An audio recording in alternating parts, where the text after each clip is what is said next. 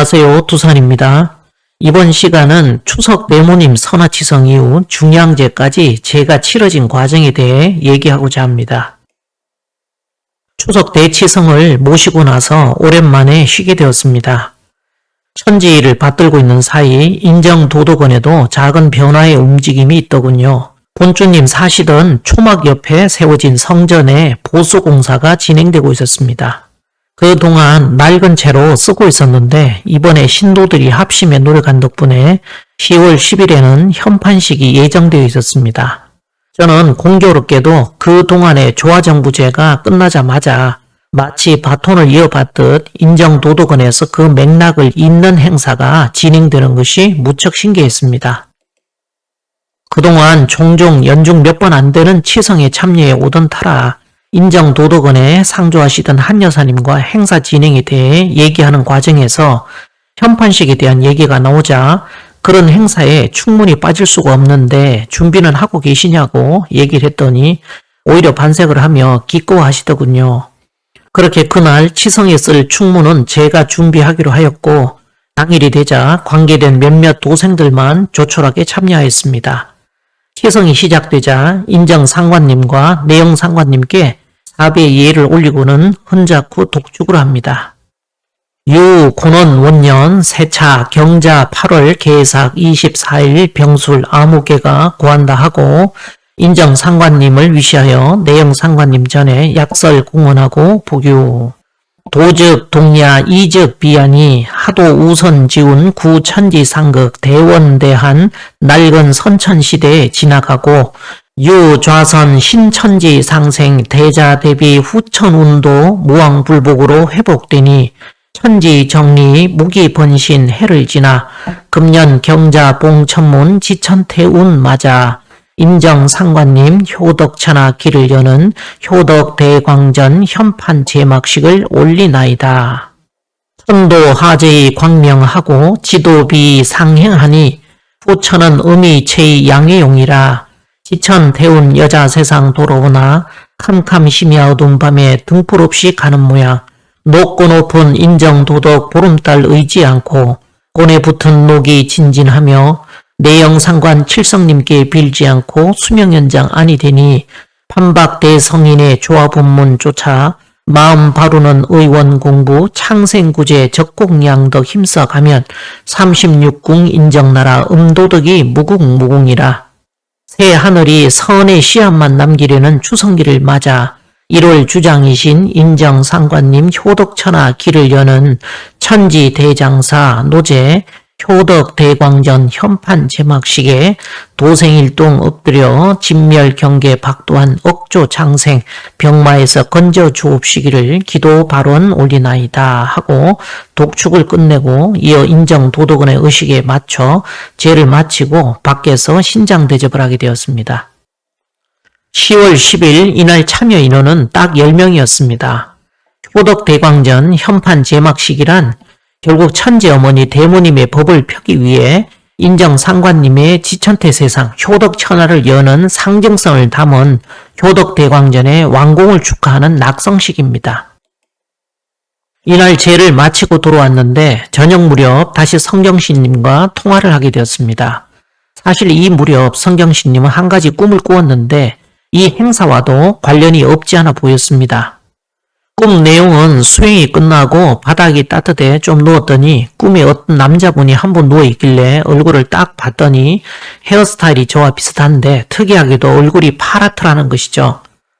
얼굴이 너무 파라니까 무서워서 누구시냐고 물어보니 관원장이더랍니다. 자기는 속으로 관원장님은 얼굴이 빨간데 왜 파랗지라는 생각부터 했다네요. 한 가지 특이한 건 마치 난장이처럼 다리가 너무 짧더랍니다. 그 분은 요즘 사람들은 수행을 안 하는데 이 시간에 수행을 다 하고 있으니 와야 되니까 피곤하다 하시며 누워 계시더라는 것이죠. 그리고 나서 그 다음에 장면이 바뀌더니 두 여자분이 나오셔가지고 이제 인정나라가 됐으니 청강도 어떠어떠한 일을 한다 하고 그러고는 깼다 합니다. 대모님 제도 모시고 인정상관님의 지천태세상 효덕천하를 여는 제막식까지 모셨으니 인정나라가 된 셈이지요. 물론 아는 사람만 알 뿐이지만 말입니다. 한편 고수부님께서 운장과 진묵은 나의 보필이라 하셨고 1홀은 조왕이 주장이라 하니 이 두 분의 역할도 있으신 듯 했습니다. 그러니 청강도 어떠어떠한 일을 한다는 대목에선 서방칠성으로 불도종장이신 진묵대사님께도 예를 갖추긴 해야 되겠다는 생각이 들어 이틀 후 진묵대사가 출가했다는 완주 봉서사를 찾게 됩니다. 봉서사는 한자로 봉세봉 깃들일 서자를 써서 봉황이 깃들었다는 데서 유래되었다고 전합니다. 종남산과 서방산 사이에 있는 통일신라 시대 727년에 찬 건데요. 고려 국민왕 때 나홍 화상이 중창한 한국불교 태고종 소속 사찰이라고 하네요.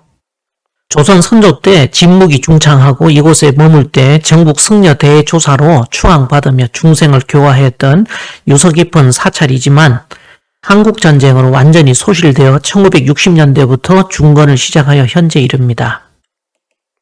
봉서사는 진묵대사의 출가와 입적 등 승려 생활의 시작과 끝을 보낸 곳으로 대사는 이곳에서 72세의 나이로 입적하였으니 절 입구 왼편에 그의 부도가 자리하고 있습니다. 대웅전을 들어가 부처님전에 예를 갖추고 나와서는 대웅전 우측으로 조금 떨어진 곳에 있는 진묵전으로 이동합니다. 진묵전 문을 열고 보니 효심 깊은 진묵대사의 곁에서 언제나 함께 하시려는 듯 진묵대사와 어머니 영정이 나란히 모셔져 있습니다. 함께 온 승하님과 삼배 올리며 예를 갖춘 후 절을 나서게 됩니다. 사실 처음엔 조화정부 제를 지내는 동안 대모님 제까지만 완주하고 나면 끝이 날 것이라 생각했습니다.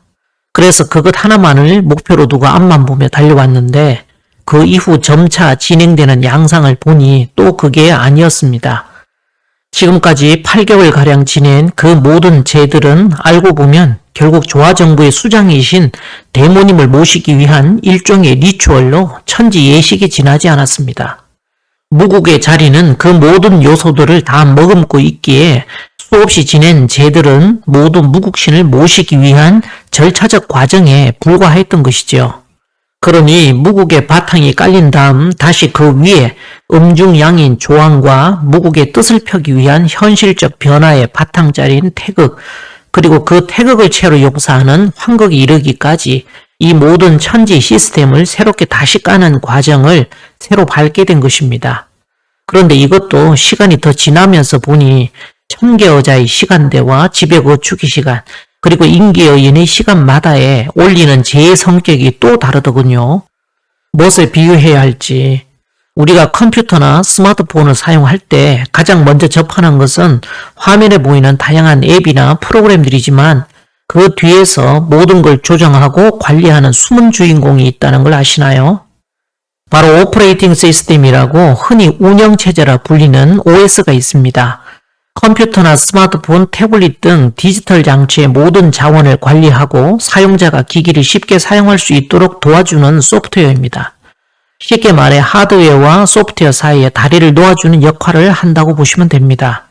예를 들어 일반 컴퓨터로 보자면 전 세계에서 가장 널리 사용되는 윈도우나 애플에서 만든 맥으로 나뉘어지지요.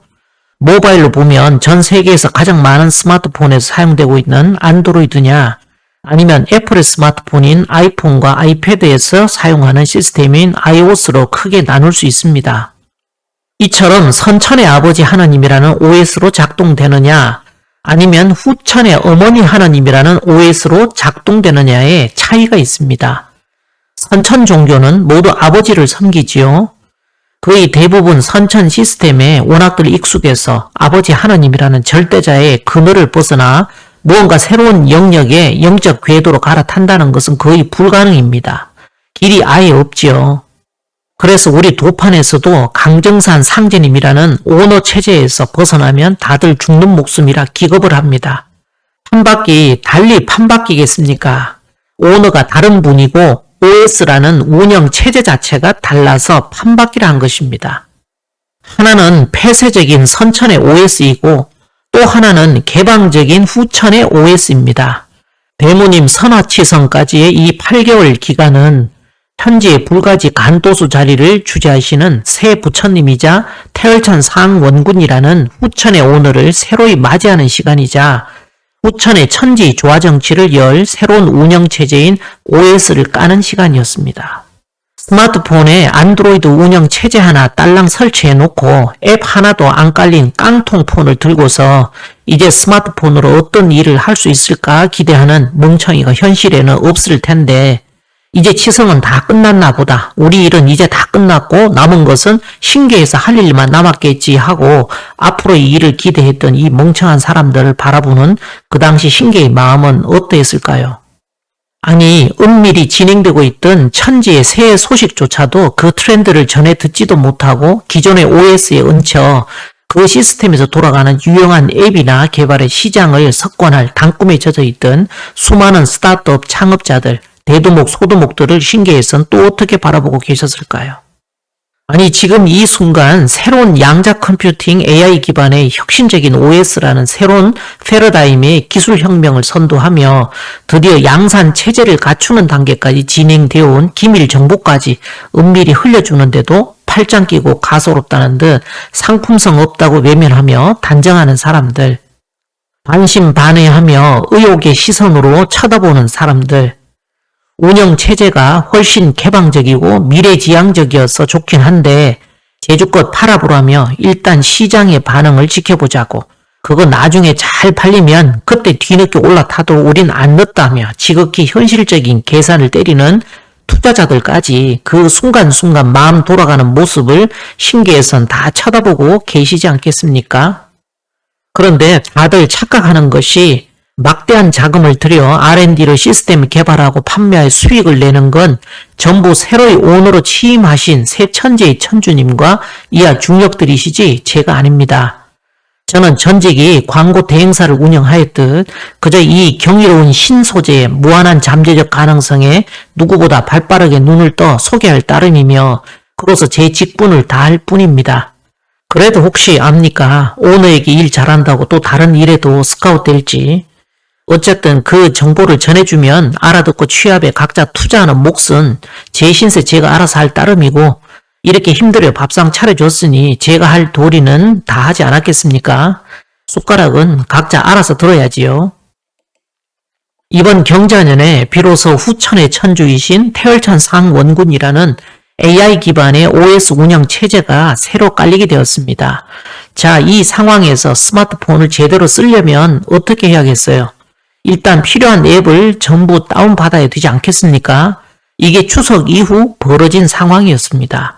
여기까지가 자에 천개하는 천개의자의 시간이었습니다.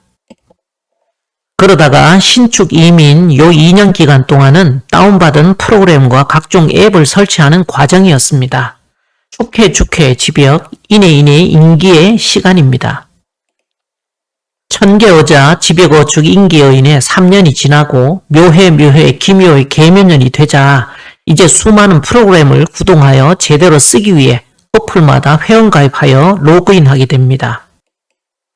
이후 비로소 지내 운기의 갑진년이 되어서야 하나하나 열어보며 이상이 없는지 점검하느라 시운전을 하게 되었으니 이게 상제님께서 천지공사를 획정하시어 병자개로 이후로 새로운 시스템으로 새 판을 짜서 구축해온 지나온 자축인묘진 5년간의 과정입니다. 그러니 사오미 계명이란 이제 새로운 OS를 바탕으로 깔린 수많은 프로그램들이 비로소 정상 가동되는 시간입니다. 힘도와 더불어 함께 교감하며 이런 과정을 수도 없는 시행착오를 거치며 하나하나 단계를 거칠 것이라고는 그 당시 꿈에서도 상상할 수 없었던 상황을 한번 생각해 보면 한치도 보이지 않는 칠흑 같은 어둠 속을 과연 몇 명이나 한마음으로 올 수가 있었겠습니까? 서로 각자 갈 길로 계속 찢어질 수밖에 없는 상황이라는 것은 이미 정해진 결과였지요. 그땐 그림조차 그릴 수 없었기에 봉사 문고리 잡는 심정으로 외통수에 걸릴 때마다 한 단계씩 끌어주시는 신도의 인도를 받아 천리길도 한 걸음부터 간다는 마음으로 미로를 헤치며 생문방이란 출구를 찾아온 세월입니다. 우린 그렇게 헤쳐온 시간을 지금 혼백 동서남북으로 아낌없이 퍼주며 보이지 않는 신도의 마음을 살필 수 있는 눈이 되어 주고 있는 것이죠. 그러면 칠풍노도의 그 시기로 이야기 속으로 다시 돌아가겠습니다. 용서사를 다녀온 후 이틀이나 지났나 승아님은 늑골이 무슨 뜻이냐며 묻습니다. 제가 이번엔 왜 또 그러냐고 다시 되묻자 그 부위가 아픈데 어떻게 하라는 것인지 모르겠다며 난감해하는 것입니다.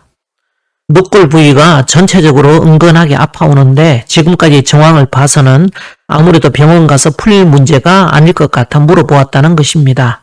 이럴 때면 저 또한 무척 곤혹스러움을 느낍니다. 이 바쁜 세상에 그 누구도 생각 안 하는 문제를 굳이 거리를 삼아 고민해야 했기 때문이죠. 그것도 현실 속에 고통 문제로 계속해서 압박에 들어오기 때문에 속수무책인 상황입니다. 어쩔 수 없이 고민하며 시간이 좀 지난 다음에서야 실현무와 관련 있는 것으로 결론을 내게 되었습니다. 이유는 군주지간인 심장이나 폐 등 가슴 부위의 내장 기관들을 보호하는 뼈의 기능이 마치 서요동을 감싸고 있는 칠연무의 역할과 흡사해 보였기 때문이죠. 마치 계란 노른자를 감싸는 흰자처럼. 그렇게 얘기하다 보니 조금 통증이 완화된다 하길래 인정상관님과 최영단 여사 사이에 있었던 일화까지 얘기하다 이밤산 얘기가 나오면서는 통증이 현저히 완화되기 시작했습니다. 그렇게 얘기가 자연히 흘러가자 다음날은 아예 이밤산 산행을 한 끝에 산제를 모시기로 하였습니다. 아무래도 칠연무 지천태 자리의 주산이 이밤산이다 보니 이곳에서 제를 지내게끔 하시는 것 같았습니다. 본조 소설에는 인정상관님이 돌아가신 후 최영단 여사는 어른께서 그날의 하늘색과 똑같은 푸른 옥으로 된 연을 타고 지상에 4, 5척 정도 공중에 떠 집 마당에 오신 것을 보았는데 문득 이밤산 위로 쌍무지개를 뒤엎는 듯한 색깔의 기운이 쫙 뻗어오르자 어른을 태운 연이 그 광채를 길삼아 호련히 뜨나 멀리 이밤산 갓바위 위에 올라 있었다는 내용이 나옵니다. 또 사람마다 칠성을 얼굴에 붙이고 다니느니라 눈 둘, 콧구멍 둘, 귓구멍 둘, 입 하나 칠성 아니냐 하시는 상제님 말씀처럼 사람의 얼굴을 칠성이라 하셨으니 지금 와서 생각해보면 성경신님 꿈에 붉은 대추빛 얼굴의 관운장이 아니라 유독 파란 얼굴을 하고 있던 관운장의 모습이란 푸른색이 의미하는 태음의 달, 곧 용으로 상징되는 북도칠성이신 상제님에 대한 암시로 느껴졌습니다. 이처럼 북도칠성이라는 천문의 자리를 지리로 치환을 시키면 서여동인 콩밭해전의 주산인 두숭산이 봉의 자리라면 칠연무 지천태의 불양답자리 주산은 이밤산이 되니 인정 도덕원에서의 제 이후로 이곳을 찾아 예를 갖추게끔 미리 신기해서 사인을 주시지 않았나 싶습니다. 다음날 오전이 되자 이밤산 산행을 합니다. 전라남북도의 경계를 짓는 이밤산은 해발 626m로 주위에는 내장산, 방장산, 백암산 등의 굵직한 산들이 포진해 있어 내장산 국립공원에 속해 있습니다. 남창계곡에 차를 주차하고 오르는 이밤산은 대체로 험한 산길이 없어 원만한 산행이 가능하고 경치가 아기자기 예쁜 산입니다. 기이한 바위들과 조릿대 길을 지나 계단을 오르면 갓바위 정상인데 정상에는 전망대가 따로 있고 그곳에서의 조망이 정말 좋습니다. 사방이 탁 트여 있고 특히 끝없이 펼쳐진 호남평야를 볼 수 있는 유일한 곳입니다. 또 호남산 열차와 고속도로 차량 행렬이 또 다른 산에서는 볼 수 없는 광경을 연출하기도 합니다. 마침 갓바위 위에 아무도 없길래 준비해간 재물들을 진설하고 이곳은 지천태의 권역이기에 인정상관님을 비롯해 내영상관님께 사배를 올린 다음 기본 주문에다 운장주와 지운경 등의 주문들을 주송하였습니다.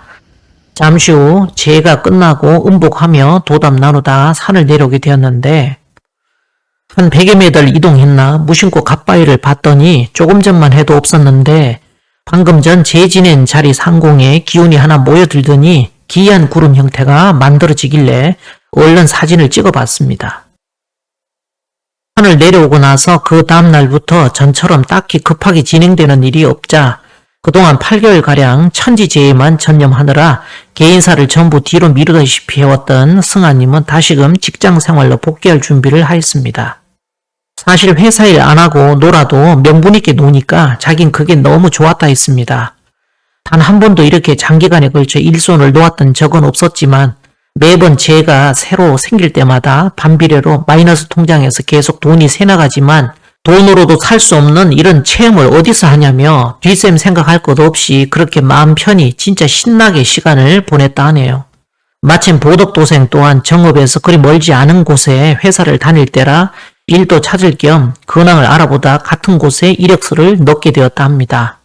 처음 회사에 면접 가는 날 너무 기운이 좋았는데 따사롭고 뭔가 포근한 그런 기운을 받았다며 가는 도중에 이게 뭐지 했는데 아니 이 회사에서 무슨 일이 있으려고 이렇게 기분이 마냥 들떠갖고 이렇게 행복한 기운이 막 돌지 하는 느낌을 받았다네요. 그땐 신기해서 도대체 뭘 준비하고 계셨는지 승아님은 알 도리가 없었고 그렇게 괜스레 호기심에 대한 기대치만 부풀려지고 있었습니다. 보덕도생은 평안도생과 더불어 대덕전 수도방에서 모시던 금화교육제까지는 그럭저럭 함께 참여하였는데 이후로 전국 각지를 돌며 지령기운 돌린다며 2달간 다니면서부터는 내내 서로 연락할 겨를도 없던 때였습니다. 또한 금화교육제 이후로는 각종 대치성이나 24절호 등은 기본적으로 서로 알 만큼 다 아니까 꼭 불러서 오라 해야 오고 하는 그런 나이롱 신앙하지 말고 알아서 자율적으로 움직이는 주체적 신앙을 했으면 좋겠다 하고는 승아님은 이후 두 사람에게 더 이상 특별히 참여해야 할 죄가 아니면 따로 연락하지 않겠노라고 이미 선포를 한 상태였습니다. 그렇게 주체적 신앙에 대한 바람을 던지며 희망 섞인 주문을 하였건만 역시나 자연스럽게 고무줄을 놓으니 그 즉시 다시 쪼그라들더군요. 그렇게 이력서를 제출해놓고 회사에 연락을 기다리던 승아님은 또 머리 여기저기서 찌그럭찌그럭 거리는 것이 또 뭔 일이냐며 묻습니다. 저도 한숨을 쉬며 그걸 난들 어떻게 아냐고 좀 자세히 설명해 달라 했습니다. 다시 듣긴 했지만 그 증상만으로 신계의 의도를 파악하긴 좀 난해했습니다. 그렇지만 대화를 하는 중에 뭔가 생각할 계기가 될 만한 경향이라고 해야 할지 모멘텀이 있었습니다. 그건 며칠 전 관원장에 대한 얘기로 다시 돌아갔습니다. 왜 파란 얼굴이었을까 하는 의문이었는데 붉은 대추빛 얼굴의 관원장이 인사의 역할이라면 난장이처럼 다리가 짧은 파란 분은 인사에 업혀야만 용서가 가능한 신도의 위치인가? 혹여 두 분이 인신합덕의 자리를 상징하나 하는 생각이 스쳤습니다. 대모님의 새 판이 깔려지고 나서 잠든 개처럼 이제 봉인된 상제님이 잠에서 깨어나는 것이 아니겠느냐는 도담을 나누며 그렇게 자연스럽게 원신과 분신에 대한 얘기가 나오다 보니 결국 천하자기신 고부운해라는 성구까지 덜먹이게 됩니다. 그런데 이 얘기가 나오자 내내 찌그럭거리며 계속 머리를 건드리던 기운들이 조용해지더니 씻은 듯이 사라지는 것이었습니다. 그렇게 다시 제 하나가 탄생되었으니 상제님의 천지공사 프로그램을 모아놓은 앱스토어가 있다면 이번엔 천하자기시는 고부운해라는 앱 하나를 10월 20일에 제를 지내며 스마트폰에 다운로딩하기로 했습니다. 그 전날은 재물 준비를 위해 나물 종류를 사러 가다가 차 안에서 하품이 막 나오길래 그럼 이번엔 상차림에 나물 종류는 올리지 말자고 딱 정하니까 그만 하품이 멈춰버립니다. 또 그렇게 가는 도중에 다시 떡 올리기보다는 조그만 케이크 좋겠다 싶어 아참 케이크도 사야죠 하고 말 떨어지기 무섭게 또 하품이 나오길래 그럼 케이크도 아닌가? 케이크 사지 말죠 하니 또 멈춥니다. 우리 하는 소리가 웃기지도 않는데 이젠 돈 없으니 돈 있기라고 해주시는갑다 하고 그렇게 받아들였는데 그럴 거면 돈을 주시면 되지 나물이 고작 얼마 한다고 뭘 이걸 아끼라고 하신대 하며 궁시렁 됐는데 웃자고 하는 얘기지만 얼마 전 대모님 선화치성 끝나고 5일이나 지났나 승아님이 예전 어디 시골에 안 팔리던 짜투리 땅을 일부 갖고 있던 걸 좀 팔아달라며 신단 위에 재물과 함께 등기부를 올려놓고 간단히 제를 지낸 일이 있었습니다. 물론 공금으로 다 쓸 것이라고 서원을 세웠죠. 이날 그 몇 푼 한다고 나물하고 케이크도 돈 쓰지 말라고 살아가는 걸 하품으로 틀어막는 걸 보면서 웃으며 하는 얘기가 그 땅 팔아줄 것 같았으면 이 돈 아끼라고 했겠냐며 해달라는 건 안 해주고 일만 부려먹는 다음에 그렇게 케이크도 안 사고 나물은 부장님이 갖다 놓았던 고사리나 올리고 말기로 했습니다. 그러고 보면 그 전날 돈 아끼려면 그 비싼 조기 살 때 못 사기나 하시지 신기해서 아무 소리 안 하다가 겨우 세상에 나물 몇 가지 올리는 걸 그걸 차단하냐며 궁시렁댑니다. 물론 신기해서 어떤 의도가 있으시겠지만요. 그렇게 고사리 나물 하나에 조기 하나, 국 하나, 밥 하나에 과일과 과자류, 음료 등으로 간단하게 올리기로 하였습니다. 이란 얘기는 이날 저녁 8시경 성경신님과 통화 중에 다시금 거론이 되었습니다. 꿈꾼 얘기를 하는 중에 저는 천하자기신 고부 운해의 재가 다시 연상이 되었는데 우리야 매번 겪는 일이지만 이렇게라도 교차 검증을 할 수 있어 그나마 다행이라는 생각이 들었습니다. 꿈에 커다란 대형 사과가 보이는데 사과를 돌려 깎아서 그런지 사과 알맹이에 긴 사과 껍질이 붙어있는 장면을 보았다는 얘기를 합니다. 그러면 여기서 사과가 어떤 의미인지를 알아야 해몽이 가능하겠지요. 히브리성서 신명기 32장에 나오는 이 눈동자 The apple of his eye는 야곱을 지칭합니다. 그의 이름은 그들이 하나님이라 일컫는 야훼에 의해 이스라엘이 되었으며 그의 자식들은 이스라엘 12지파의 조상이 되었습니다. 몸이 1000양이면 눈은 900양이라는 속담이 있을 정도로 눈은 옛부터 마음의 창이라는 시적 비유로 많이 사용되었는데 이 눈이 역도 이치에 쓰는 황극의 자리입니다. 상제님께서도 나는 천지를 몸으로 삼고 해와 달로 눈을 삼노라 하셨지요. 우리가 통상 매우 사랑하고 귀하게 여기는 대상을 표현하는 데 사용되는 관용구로 눈에 넣어도 아프지 않은 자식이라는 표현을 쓰지요. 그런데 영어에도 정말 재미있는 표현이 있습니다. The apple of one's eye라고 합니다. 문자 그대로의 의미를 넘어서 이 표현은 어떤 사람이나 대상을 자신의 눈동자만큼이나 소중하게 여긴다는 비유적인 의미를 담고 있습니다. 아마도 하느님이 눈동자라는 표현을 The apple of his eye로 써왔던 기독교 문화권에 속해 있던 서양의 전통적 영향에서 기인한 듯 보입니다. 그렇게 보면 서양인들의 사과의 상징은 단순한 과일의 범주에서 벗어나는 듯 보입니다. 그렇게 이 사과의 이미지에 대한 기절을 깊이 들여다보면 하느님의 눈동자로 황극의 의미까지 도달하게 됩니다. 그러니 그 큰 사과를 깎아서 껍질을 벗겨 놓았다라는 건 황극의 원신인 자기 신에 대한 제를 지내는 상으로 볼 수 있지요. 그러고 보면 성아님이 이번 치성에 쓸 과일을 사려고 갔을 때 딴 때와 달리 주인 아주머니가 정말 크고 먹음직스러운 사과 하나를 건네주더라는 얘기를 합니다. 평소 안 하던 행동을 하길래 무심코 받았는데 이 또한 생활 속에서 무심코 지나기 쉽지만 이처럼 아주 작은 일에도 무의화로 진행되는 신계의 뜻을 보여주시는 상인 듯 보입니다. 어쨌든 이렇게 살짝 보여주면서 교차 검증이라도 할 수 있게 해주시는 걸 보면 허튼 일은 아니구나 하는 생각을 하게 되었습니다. 아니 시시콜콜하게 나물 케이크 하나 사는 것도 일일이 간섭할 정도면 뭐가 있는 것이겠죠. 다음날 천하자기신 고부 운해의 제를 준비하며 제물 진설을 하던 중에 천하자기신이란 위패를 올리고 나니 승아님이 갑자기 말문이 터지며 지하자기신이라는 말이 툭 나옵니다.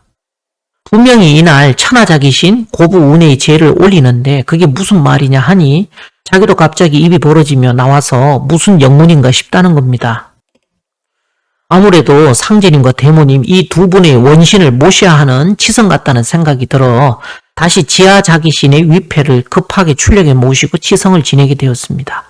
제를 마친 후 음복을 하고 뒷정리를 하고 있자니 성경신님에게서 연락이 오네요. 우리가 천하자기신 제를 지내기 전에 본인도 여러 컷으로 꿈을 꾼 게 있다며 얘기를 들려줍니다. 부모님이 계신 동네에 내려가서 아기를 안고 길을 가고 있던 중에 저쪽에서 웬 하얀색 SUV 차가 이렇게 올라오는 게 보이는데 꿈속에선 그 차 안이 그대로 클로즈업 되어서 보이더라네요. 근데 그게 두 명의 남녀가 타고 있었는데 둘 사이에 있었던 민망한 얘기까지 묘사한 다음 그 다음에 뭘 했는지는 안 보이고 거기까지는 보이고 또 장면이 바뀌더랍니다.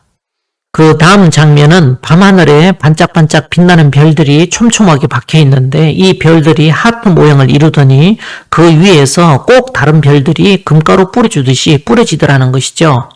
또 장면이 바뀌더니 자기 언니가 초콜릿 회사를 다니는데 사장님이 초콜릿을 많이 만들려고 했다고 하트 모양의 초콜릿을 엄청 만들어가지고 그거를 포장을 해서 착착 놓고 있는 꿈을 꿨답니다. 그 외에 다른 얘기도 있었지만 또 다른 상황이 생기는 바람에 통화는 여기까지였습니다. 꿈은 3가지였는데 생각해보니 이 모두를 하나로 관통하는 주제가 있었습니다.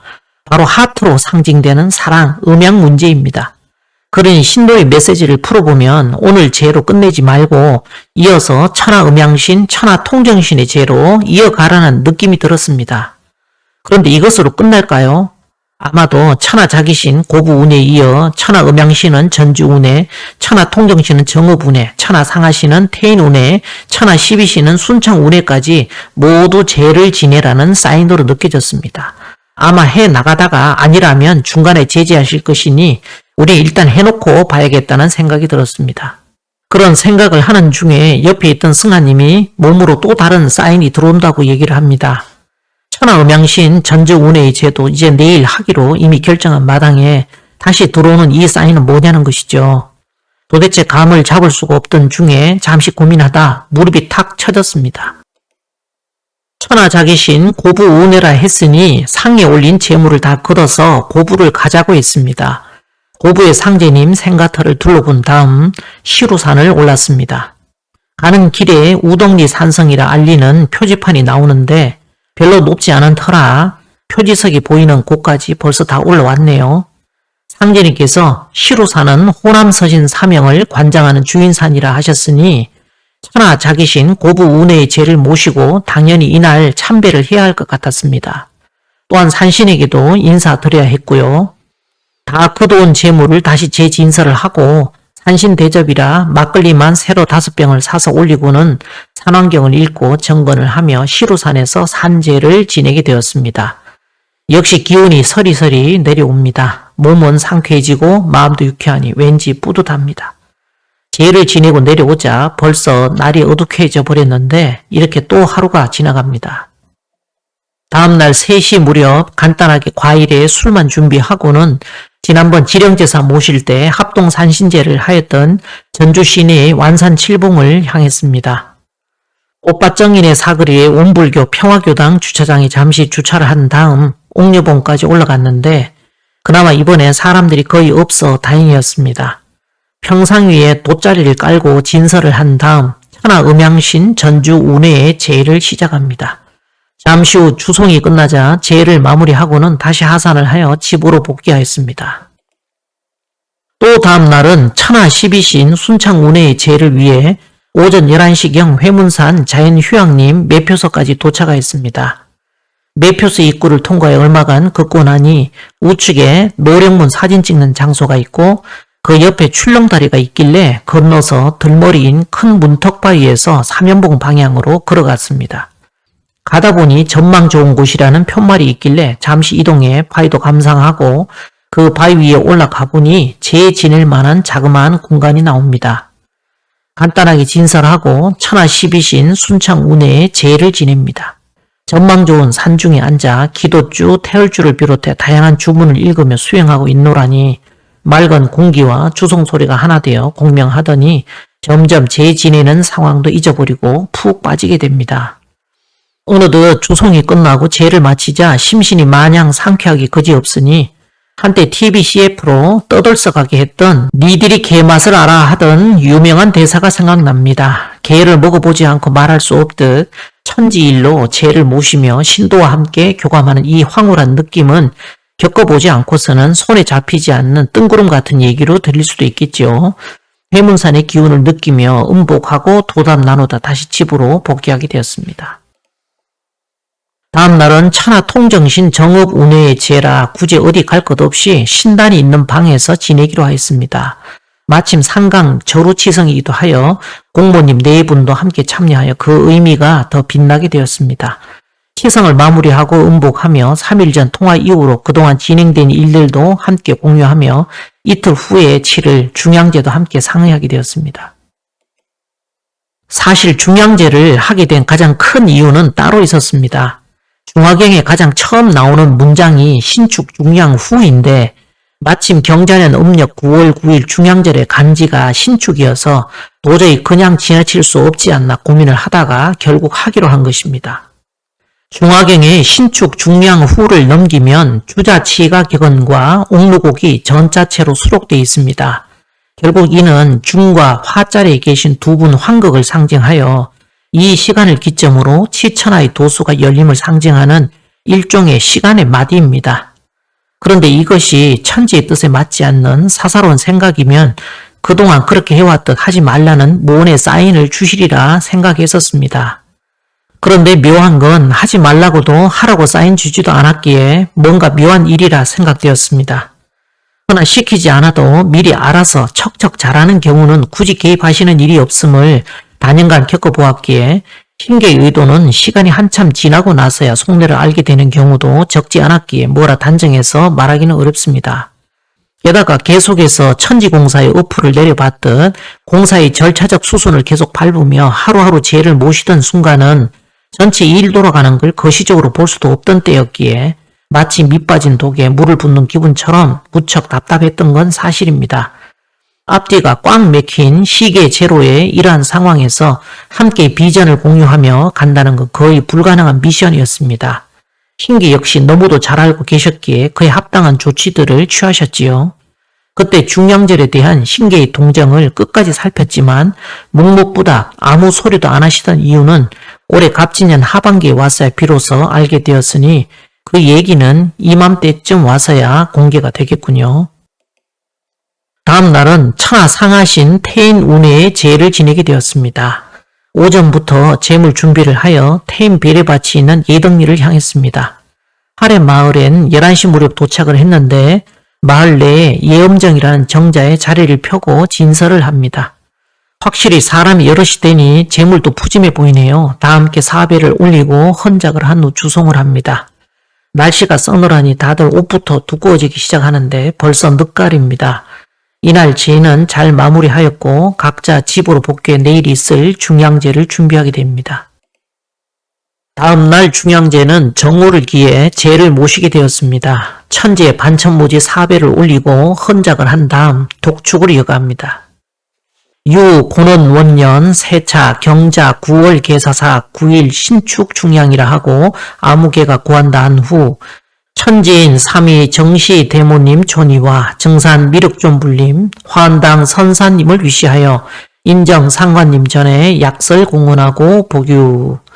후천은 음위체의 양위용이라 천지 어머니 대모님 재앙으로 천지 음양 자리하시고 건곤 1월로 인정 상관님 효덕천하 길을 여는 천지 대장사 발인 효덕 대광전 현판 제막식과 칠연무 주산 이밤산 천재 봉행 연후 고부 시루산 노제에서 천하 자기신 지하 자기신 영위를 모시고 천하 음양신, 천하 십이신, 천하 통정신, 천하 상하신을 연이어 반복기도 7일 내복으로 호남서신 사명길 여신이 명량이 장례하는 중량절을 맞아 천지음양 건곤 1월 대신님을 모시고 신축 중양 천지제를 올리나이다. 천지 농사 인간 설이 나리는 무명악질 질병목을 맞아 생사판단 구명선을 띄워놓고 전무지 후무지법 지천도덕 치세여신은 천지어머니 흉빈후 기랴로 가가정 가가불 천지 세불 모시고 마음 바르면 보보 생화 복록 수명 창성이라. 이하자는 명야니 중명으로 만물이 개에 상견할세 성인 남면 이립 위치 천하하고 대인이 계명 편조 사방하니 쓸모없어 버린 담뱃대와 상투의 덕 죽풍자와 첨수자를 취하여 난세에 평정하는 대업에 쏘옵시기를 기도 발언하나이다 라 독축을 끝내고 아흔 종언 후 주송을 들어갑니다. 이후 치성을 마치고 음복하며 도담을 나누게 되었습니다. 특기할 만한 일은 이날 이건희 삼성그룹 회장이 향년 78세로 별세하였습니다. 아무래도 이 신축 중양이 도운이기에 세운의 도수와 서로 연관된 함수 관계가 있는 것 같습니다. 앞으로 이 신축 중양의 문이 발동되어 열리면 점차 세운 역시 선천 녹줄이 떨어지게 되는 사건으로 들어간다는 어떤 천재의 상이 아닐까 합니다. 이날 제를 마치고 우린 후천 녹붙이는 의미로 보리밥에 강된장으로 비벼 먹었지요. 다음 시간에 또 뵙겠습니다.